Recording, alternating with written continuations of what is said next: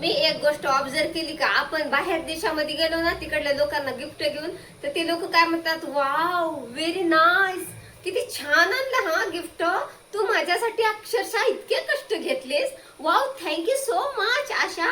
मला ना तुझे गिफ्ट आणलंस का, साडी असो किंवा कुठलीही वस्तू असो किंवा कानातले असो, छोटीशी वस्तू असू द्या, आणि त्यांना नेऊ द्या, ते प्रेमानं स्वीकारतात. वाव व्हेरी नाईस, मला खूप आवडलं, थँक्यू सो मच, थँक्यू. तुझे मी मनापासून आभार व्यक्त करते. कसे आभार व्यक्त करू मला काहीच सुचत नाही.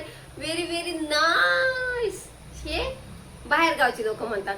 आणि आपल्या गावाकडे जर कुठलं गिफ्ट दिलं ना, काय म्हणतात, कशाला आणलं, काय आणलं, काय गरज होती, उगाच पैसा खलास केला, आणि इकून तिकून बोंबलत म्हणतात तर म्हणतात, आणि हिसकाटून बी घेतात. आणि पुन्हा काय म्हणतात, आपण समजा साडी जर नेली, माय ही अशी साडी आणली का, ही 200 रुपयाची साडी, आम्ही तर ह्याचं बाळा तर करतो लेकराला, म्हणजे.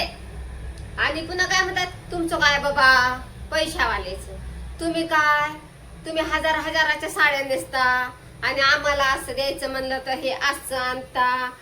तुम्ही काय मोठे पैशावाले, आता पुण्याला राहतात, तुम्हाला पैशाची काही कमी नाही, काही नाही.